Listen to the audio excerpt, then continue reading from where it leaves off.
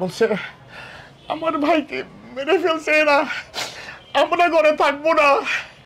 মেয়ে তানহার কথা স্মরণ করে বলছিলেন মোশাররফ হোসেন। কষ্ট হয়। ডয়েচে ভেলের সঙ্গে আলাপকালে বারবার কান্নায় ভেঙে পড়ছিলেন তিনি। মিরপুরের শিক্ষার্থী মেহেরুন্নেসা তানহা জুলাই গণ অভ্যুত্থানে নিহত 10 নারীর একজন। মাত্র 22 বছর বয়সে নিভে যায় তার প্রাণ প্রদীপ, তাও নিজের বসার ঘরে 5 আগস্ট সন্ধ্যায়, যেদিন গণ অভ্যুত্থানের মুখে ক্ষমতা ছেড়ে ভারতে চলে যান শেখ হাসিনা। মোশাররফ হোসেন সেদিনের কথা মনে করে আজও কাঁদেন। ডয়েচে ভেলেকে জানালেন কিভাবে জানালা থেকে একটি গুলি এসে তার কন্যাকে ছিন্ন করে দিয়ে যায়। সন্ধ্যা যখন হয়েছে তখন এইখানে গোলাগুলি হইতেছে প্রচুর। এখানে এই পাশে গুলিটা লাগা লাগা যে ভদ্রমহিলার গায়ে লাগে এখানে। তো আমি তো যখন উপরে আসলাম, বসেন, উপরে আসলাম তখন বললাম দেখি আমার মেয়েটা ঘাটটা কাইট করে এখানে পড়ে আছে, যে রক্তের দাগ এখনো, এগুলি সব রক্তরই, এখানে যে এখনো যায়নি রক্ত, এগুলি সব রক্ত। আমার মেয়ের ফুফাতো ভাই ইয়াং ছেলে, একটা ছেলেই দেখবেন আপনি, সেই ছেলেটা 10 নম্বরে গুলি করে মেরে ফেলেছে, ওরে 4 তলায় বাসা আসছে, রাব্বি নাম। তানহা হত্যার বিচার চান মোশাররফ হোসেন। আন্তর্জাতিক অপরাধ ট্রাইব্যুনালে মামলা করেছেন তিনি। যাদের হুকুমে মানুষ হত্যা করা হয়েছে, শেখ হাসিনা, তার মন্ত্রী মিনিস্টার, ইন্টারনেট বন্ধ করে তারা মানুষ হত্যা করছে, তাহলে তারা সবাই অপরাধী। প্রত্যেকটা লোক মানুষ হত্যার সাথে জড়িত। একটা লোকের সরকারকে বলে নাই হাসিনাকে আপনি কাউকে মাইরেন না।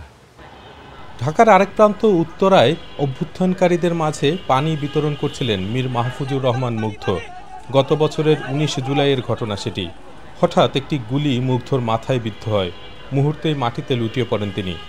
মুগ্ধর বড় ভাই মীর মাহমুদুর রহমান দীপ্ত তার ভাইয়ের হত্যাকারীদের বিচার চান। মুগ্ধকে কিভাবে গুলি করা হয়েছিল তা নিয়ে অনুসন্ধান করেছেন দীপ্ত। তিনি ঘটনাস্থলে থাকা বিভিন্ন ভবনের সিসিটিভি ক্যামেরার ফুটেজ সংগ্রহ করেছেন। এরপর সেগুলোকে মিলিয়ে বের করেছেন কিভাবে তার ভাইয়ের উপর গুলি চালানো হয়। শেখ হাসিনার যেই ব্যাপারগুলো এখন তো মিডিয়াতেও আপনাদের ফরেন্সিক করে একেবারে স্পষ্ট যে তার নির্দেশেই সবগুলো ঘটনা ঘটেছে, এবং তার সরাসরি নির্দেশের মাধ্যমে কিন্তু পরবর্তী যে প্রশাসন তারা পদক্ষেপ নিয়েছে। তো এটা তো আসলে প্রমাণিত, অবশ্যই আমরা তাকে এর জন্য দোষী মনে করি। ঢাকার আন্তর্জাতিক অপরাধ ট্রাইব্যুনালে শেখ হাসিনা সহ কয়েকজনের বিরুদ্ধে মানবতা বিরোধী অপরাধের বিচার শুরু হয়েছে। যদিও তাদের অনেকেই পলাতক বা বিদেশে অবস্থান করছেন, তাদের অনুপস্থিতিতেই চলবে বিচার।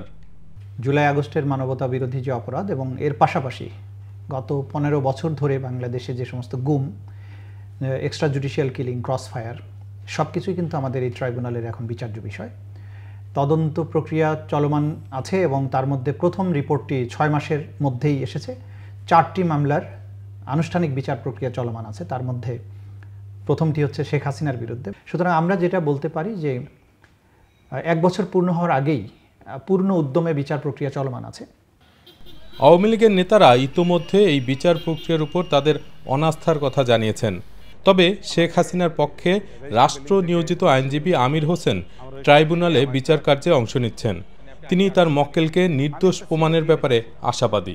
আমার ক্লায়েন্ট হলেন সাবেক প্রধানমন্ত্রী শেখ হাসিনা এবং সাবেক স্বরাষ্ট্রমন্ত্রী আসাদুজ্জামান খান কামাল, এবং আমি বিশ্বাস করি তা আমার ক্লায়েন্টরা এই মামলা থেকে খালাস পাবেন।